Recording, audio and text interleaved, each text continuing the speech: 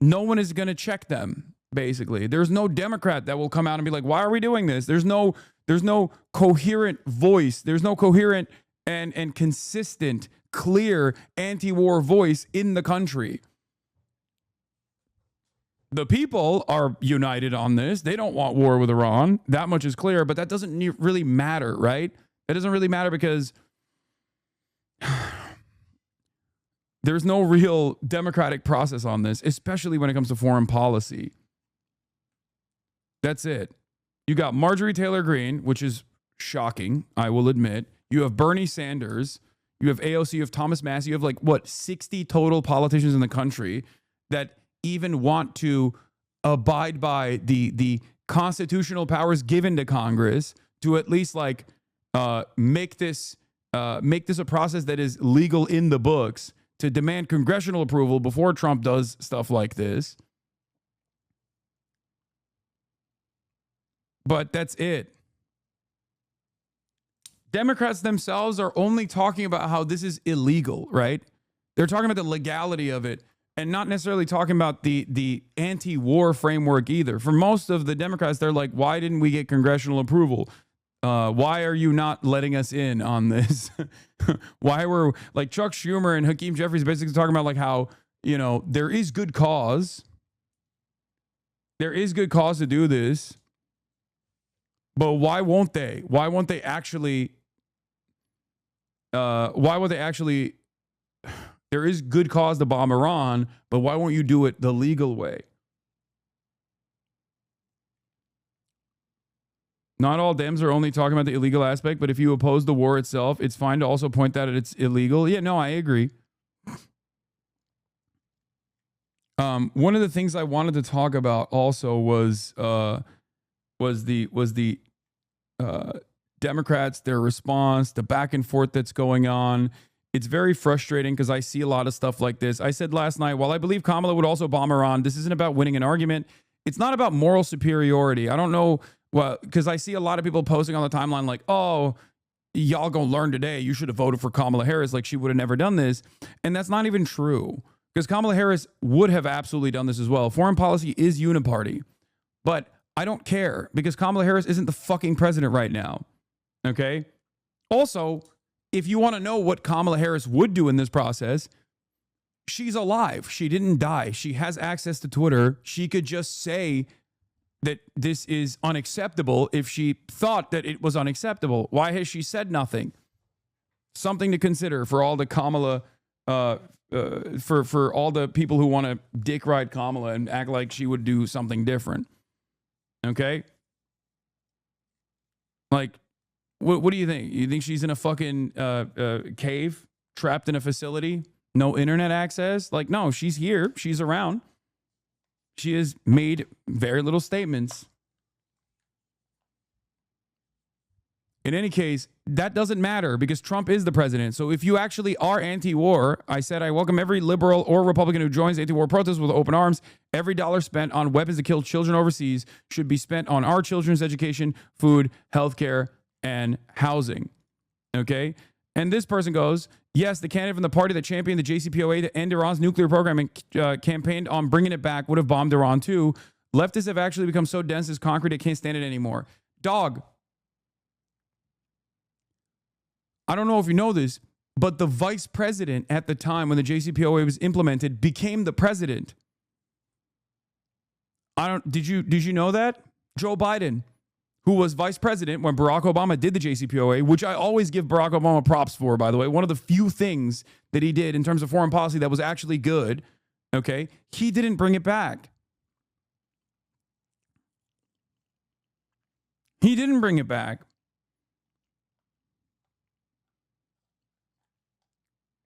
And there's a reason why Brett McGurk, who was the chief architect of Barack Obama's Middle East policy and one of the most consequential decision makers in the Gaza genocide, has been glazing Trump up and down every day at CNN. It's because they set the stage for this to happen. The idea that this was going to, the idea that if Democrats were in charge, they would have never actually fucking listened to Israel and struck Iran or allowed Israel to strike Iran is so stupid when every Democrat that was working in the Biden administration is saying this was a good idea. And all of the establishment Democrats are basically only complaining that they were not informed on this, even though they keep saying that the reason for attacking Iran is actually just manufacturing consent for going to war with Iran.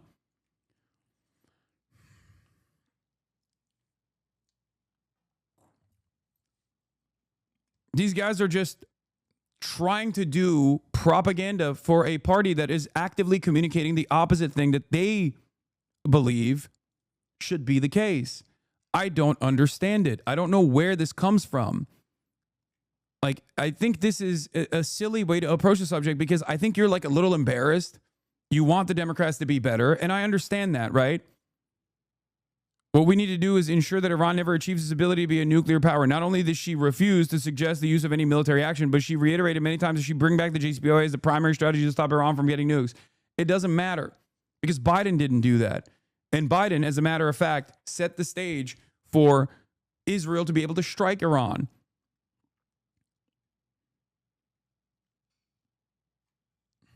I don't understand why these guys are operating on this like limited, operating on this assertion that is just designed not around what the Democrats are saying, not around what the Democrats have done, not around what the Democrats choose not to say in this moment, but instead on some kind of like some kind of fantasy that the Democrats are actually anti-war. The problem that they don't understand is that the Democrats are not in power right now. I understand that. I get it. So if you're actually anti-war, if you're really anti-war, okay, demand that the Democrats put out better fucking statements. Instead of trying to actively run defense for the Democrats at a time when there is unprecedented unpopularity towards war, they're not doing that. They're acting as though there is already an election happening right now in this very moment, and they're literally doing the same thing that they did with Kamala Harris. Instead of demanding that Kamala Harris actually communicate her policies during the election cycle that took place just now, they would just defend Kamala Harris's policies that she wasn't even advocating for. I don't understand why you would do that. Just, don't you think it's a much more productive use of your time to tell your elected representatives that they should take a stronger anti-war position? Don't you feel like that would allow them to look good? Even from a purely cynical, cold, and calculated perspective.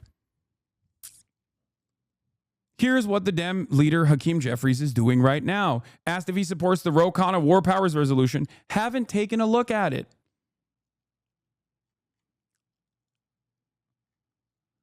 And, you know, ContraPoints posted some stuff. If the Dems won, Libs would be at brunch right now, blah, blah, blah, blah, blah. I don't really care about the back and forth between like leftists being like Kamala Harris would be so much worse or Kamala Harris would be just as bad, unless you're making a point about how we have to demand more from our elected representatives on the Democratic Party side. Okay? Unless that is your goal.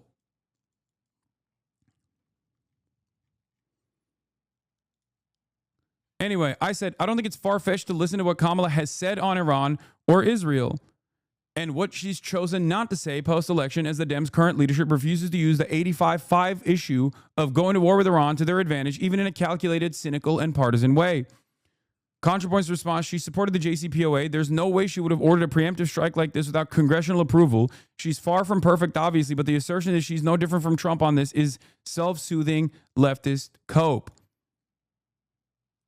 There's no way she would have ordered a preemptive strike like this without congressional approval.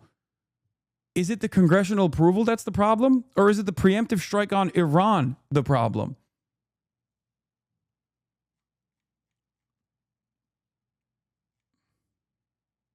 Homie can't math? No, it's 85.5 because it's literally 85.5 and the 10% is unsure. 85%. says no war with Iran. 5% says yes to war with Iran. 10% is unsure about war with Iran.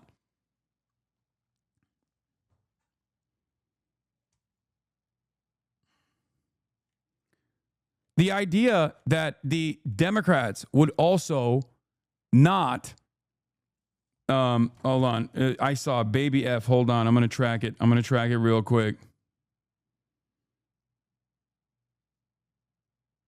We have I have a ping thing on the side.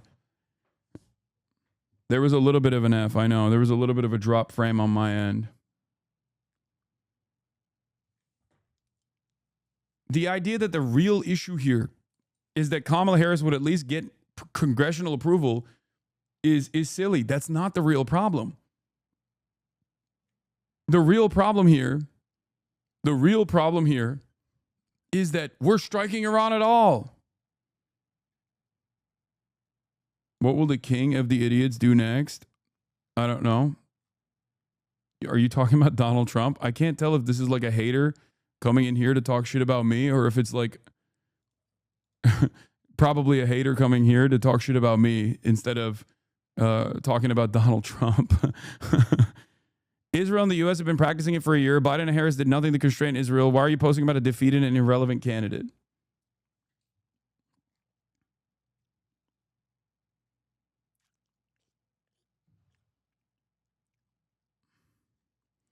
Who cares? Kamala is not president. The discourse is stupid. The discourse is only productive if people who genuinely have this anti-war position recognize that they need to apply pressure to their elected representatives to also make a big fuss about this and communicate their anger and resentment in the correct way.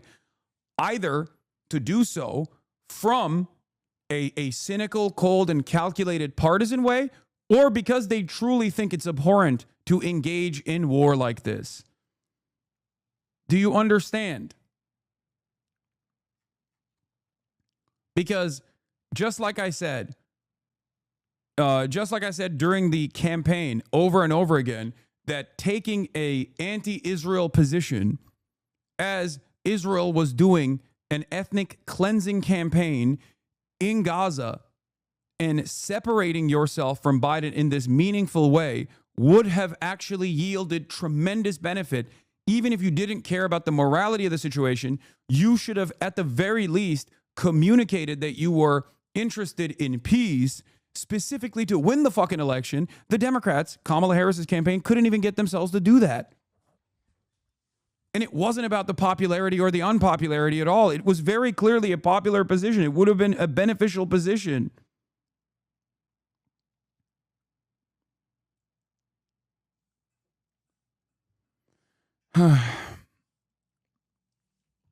I don't understand why. F'd again? Micro F again? Mini F again? Fuck. Okay.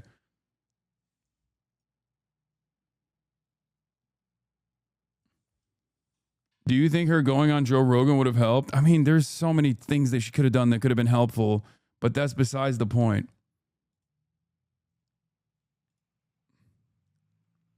The reason why I'm bringing this up, also, there was another thing that I wanted to talk about here as well. This is more proof that, from the Israel is now running the show camp. This is from Middle East Eye. The truth is that by attacking Iran, Netanyahu's main objective is to overthrow the government, create instability in the country, and turn Iran into a failed state and then break it apart. This is from Sayed Hossein Mousavian. And this was the important part about this. The summarization is, Iran says that Witkoff agreed to a deal that would allow Iran to retain civilian uranium enrichment. But then a phone call between Trump and Netanyahu led to a 180-degree shift in the U.S. position, with Trump suddenly demanding the total shutdown of Iran's uranium enrichment. Lobbying from Mark Levin, Rupert Murdoch, and Ike Perlmutter also played a significant role in convincing Trump to sabotage Witkoff's negotiations and set impossible terms, as the pressure from Iran hawk CIA Director John Ratcliffe and Israel-aligned CENTCOM Commander General Kurilla. Okay? General Kurilla is the fucking psychopath that has been in Donald Trump's ear being like, we should do it. We should just keep fucking striking. Ironically, the attack came after Trump's special envoy Steve Witkoff and Iranian Foreign Minister Abbas Araghchi agreed that the first 3 rounds of nuclear talks in Oman and Italy could be a credible base for an agreement. An informed Iranian source told me the key elements of the deal between Witkoff and Araghchi were agreed upon over 3 rounds of negotiations in Muscat and Rome. The deal was as follows. Iran would accept maximum nuclear inspections and transparency, including implementation of the additional protocol and the subsidiary arrangements Code 3.1, the highest international mechanism for inspecting a country's nuclear program. The source added, second, Iran would convert or export its existing stockpile of 60% enriched uranium, which is sufficient to build 10 nuclear bombs.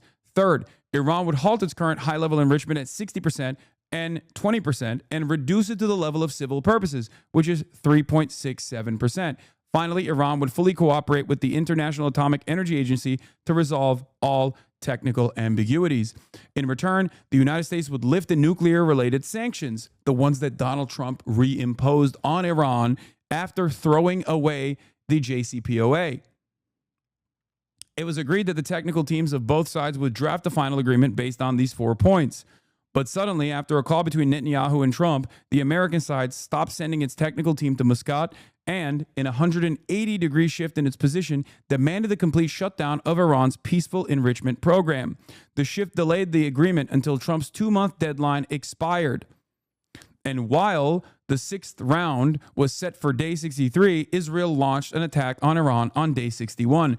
This was Israel's trap, designed to drag the U.S. and Trump into a war with Iran. There's two different schools of thought here, okay?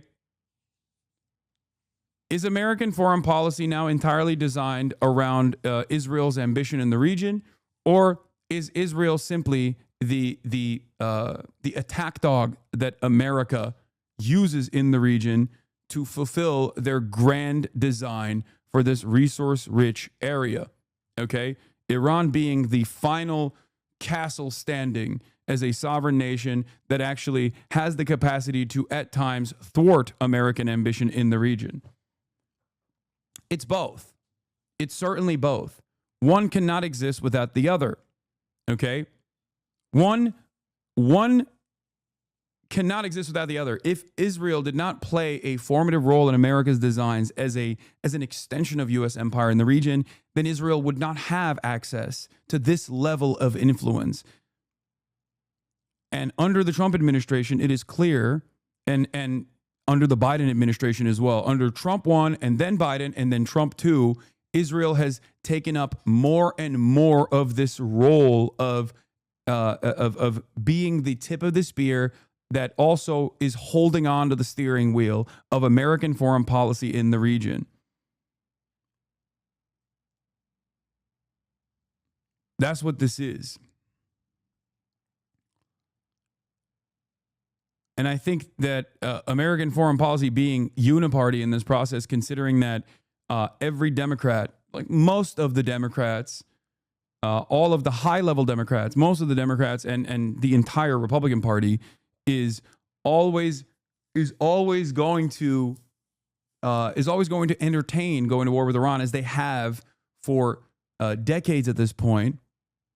With the only time where like negotiations and diplomacy was the most effective outcome, ironically, under the Barack Obama administration. It is clear to me that this is turned into a belligerent campaign that is either today or tomorrow, or maybe a couple years down the line, depending on how this situation escalates or de-escalates. The final goal is still clear: complete destabilization, regime change, and if not regime change, just creating a failed state.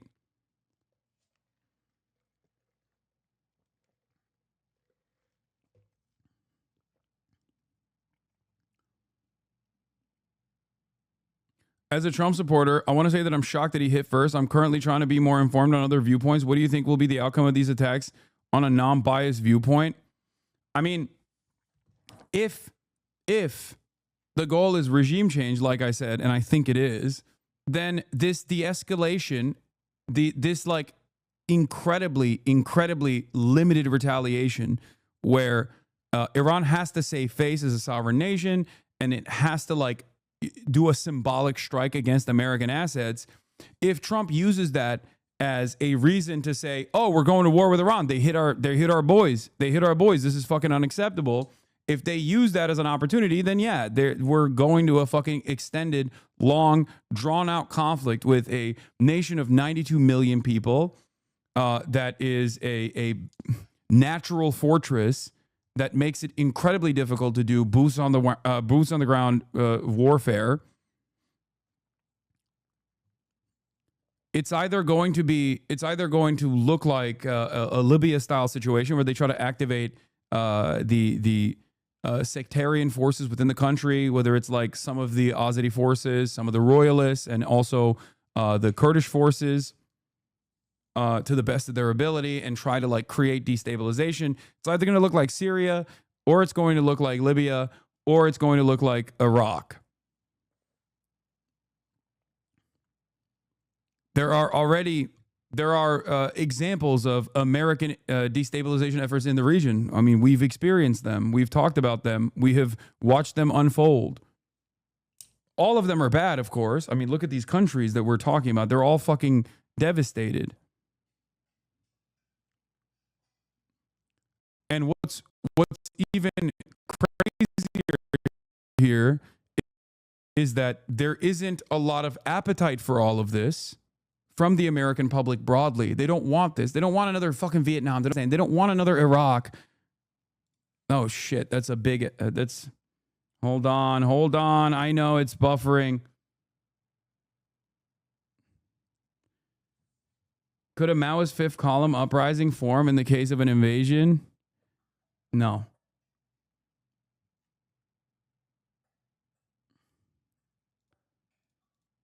Qatar is talking about a response. And there were no here on Al Jazeera. Or casualties. The escalation will continue in the region will only result in threatening the peace and stability, not only in this region, but in the whole world.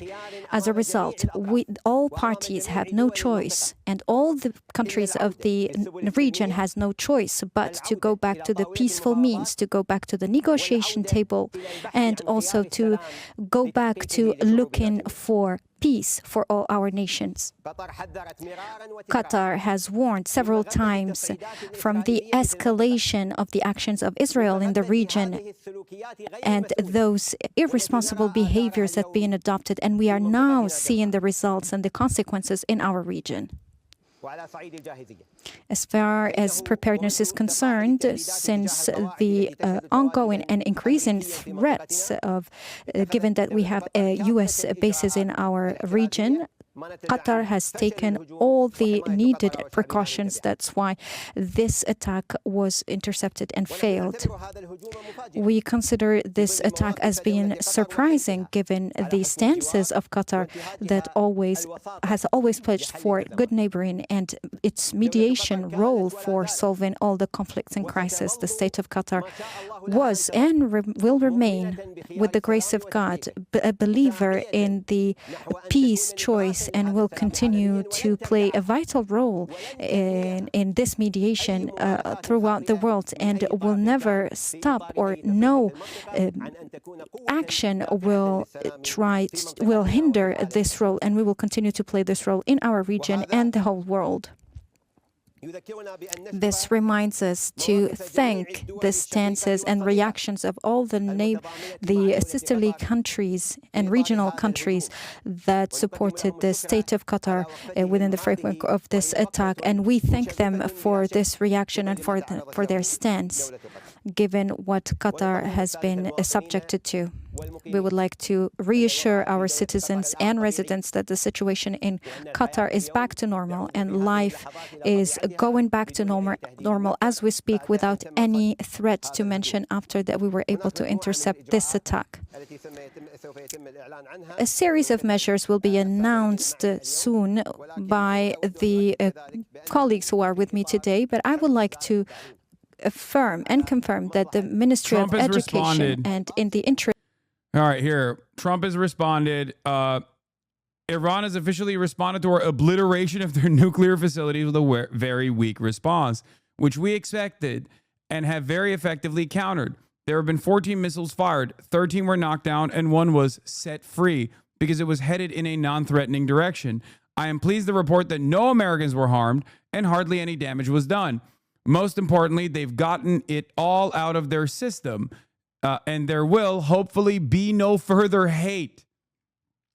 I want to thank Iran for giving us early notice, which made it possible for no lives to be lost and nobody to be injured. Perhaps Iran can now proceed to peace and harmony in the region, and I will enthusiastically encourage Israel to do the same. Thank you for your attention to this matter. Donald J. Trump, President of the United States of America. We got a 10-year-old doing foreign policy. Yes. I mean, he has the brain of a 10-year-old, and it seems like Donald Trump is also eating it. I don't think Israel will like this, though. I think what Israel will continue to do is probably escalate the intensity of his strikes in Iran that provokes more of a response. We shall see what happens. I think Iran striking Israel first after the nuclear facilities were bombed by America instead of immediately fucking bombing America was a smarter option. But yeah, it seems, at least judging by what Trump says, even though Trump is so unstable in the way that he communicates and obviously doesn't shy away from lying over and over again, it seems like Trump is taking the off-ramp. He's basically, making fun of Iran in the process, but it seems like maybe the American involvement won't go beyond this point. I don't know.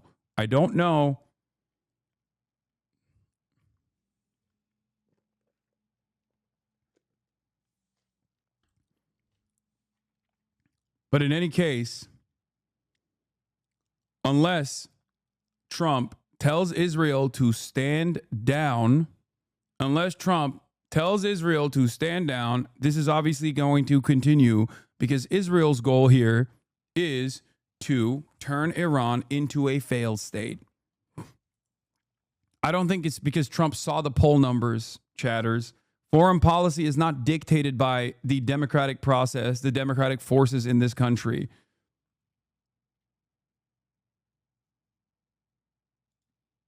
And yes, right on time. Israel says it will increase the pace of bombing in Iran in order to persuade Iran to end a war that Israel started against Iran. According to Khan News, Israel's Channel 11, military correspondent Itai Blumenthal reports that the Israeli defense establishment has set a goal to end the war against Iran by the end of the week.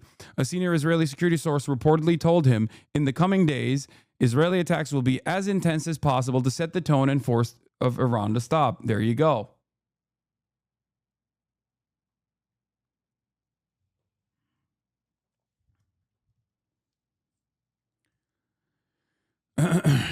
I don't think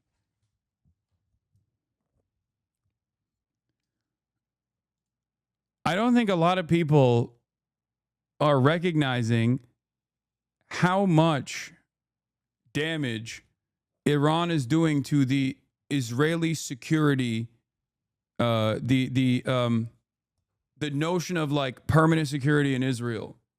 Hold on, what is happening with this fucking camera? Okay, there it is. Like, if Iran continues to lob ballistic missiles at Israel, disrupting trade in Israel, disrupting normal life in Israel, that is billions of dollars of commerce being disrupted on a daily fucking basis, or millions of dollars of commerce. and potentially billions of dollars in general. The Israeli economy cannot continue living under constant threat of ballistic missiles. Israel has to stand down at a certain point.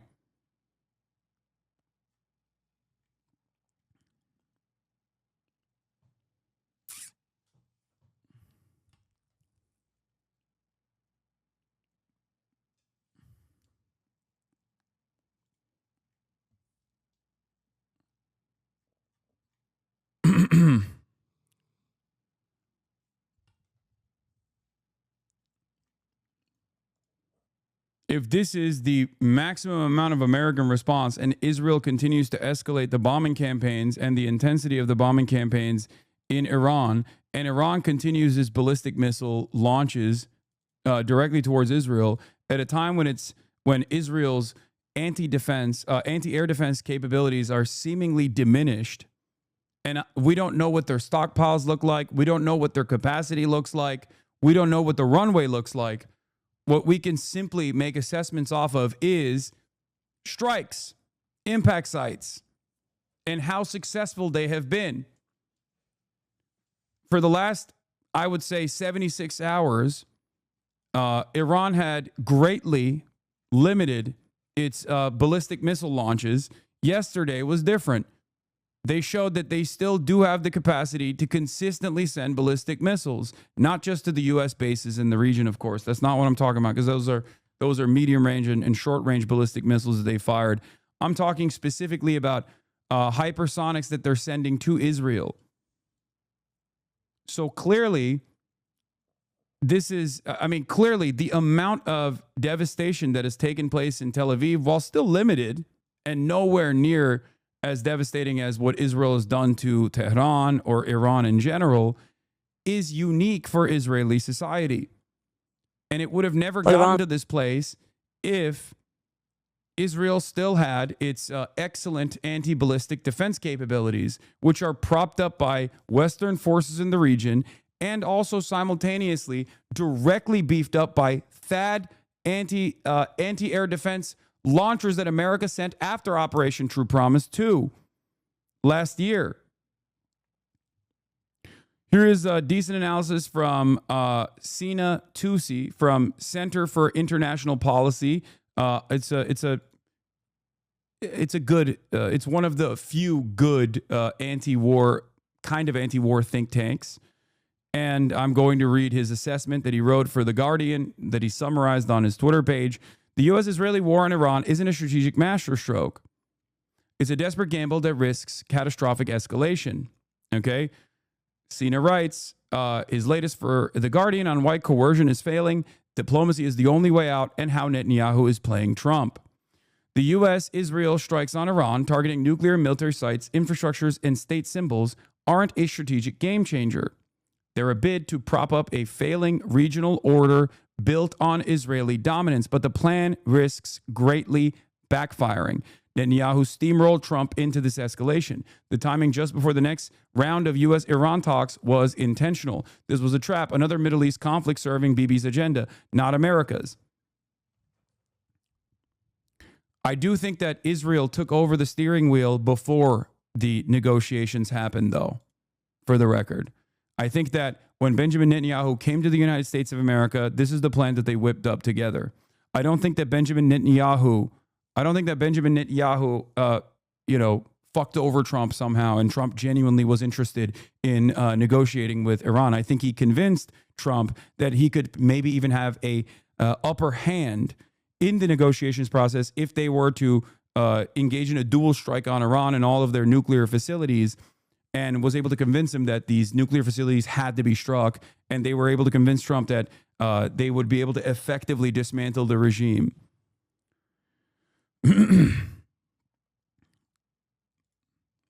Iran's response has been swift and costly. Missiles are piercing Israel's defenses, exposing major vulnerabilities, and landing hits on military and intel targets. This is true.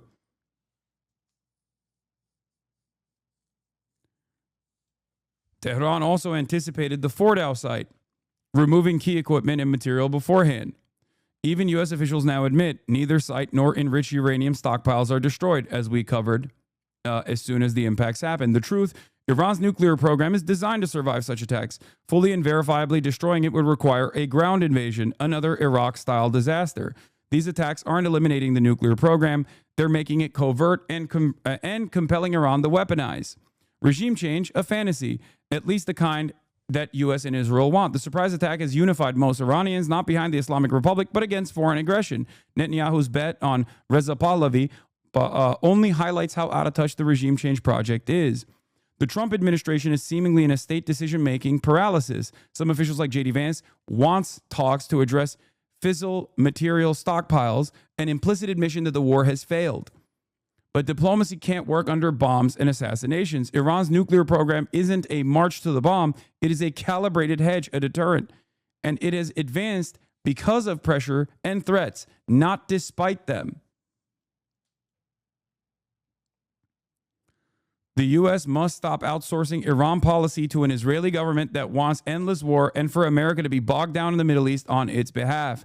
That means ending blind deference to an Israeli government that is a strategic liability. Washington needs a strategy based on regional balance, not blind support for Israel's destabilizing and quixotic quest for supremacy. Bottom line, bombs will always fail to remake the Middle East. If the U.S. wants stability, it must choose realism over fantasy. The current path leads only to more war. My full analysis here on The Guardian. So will that happen? Congratulations, world. It's time for peace.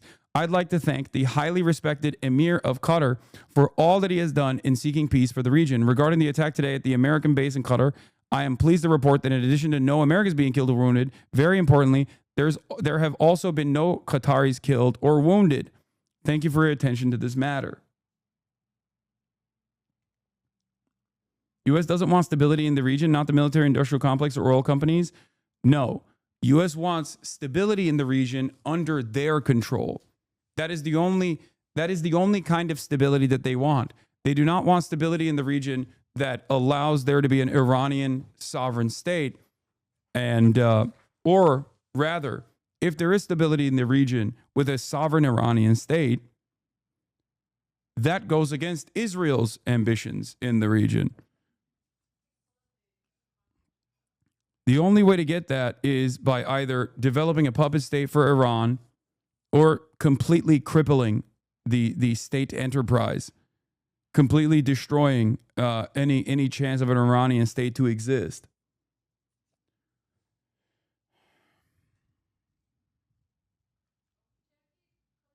A senior Iranian official told CNN, Iran views calls for a temporary ceasefire as a ploy to assess Iran's willingness to continue the war. No. 3. Evet, siz kapatabilirsiniz sizin klimayı. It's very obvious we just need Iran to change leadership to join the real world. Brother, this is an incredibly silly assessment because if Iran was led by woke people instead of the Islamic Republic, but they still actually wanted to be a sovereign state, and not play ball with Israel, do you think that would be acceptable? Like if Iran was not led by a puppet, but instead still a complete sovereign state, do you think America would be like, well, they're letting gay people live now without like forcibly transing them, you know? I guess that's fine. Do you think that's the reason why America's bombing Iranian nuclear facilities? What are you, crazy? If you don't know anything about Iranian history, then you can maybe make this assessment. Iran was a secular democracy when America said, we don't like that, actually. A secular democracy with sovereignty.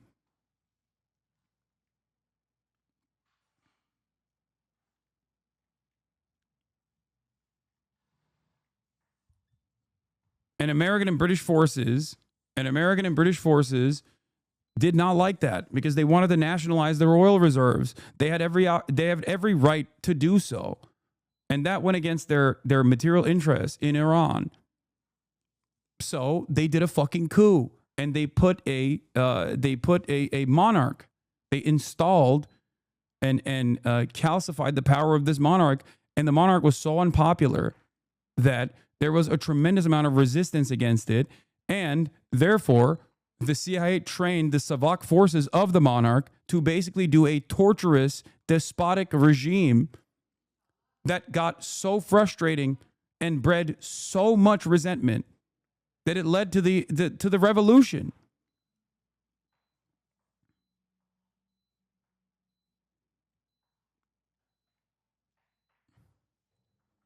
People talk about the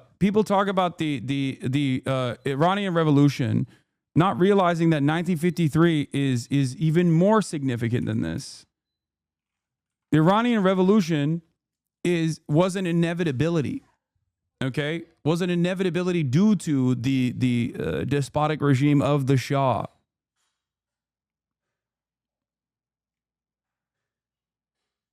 It was an inevitability after the coup in 1953.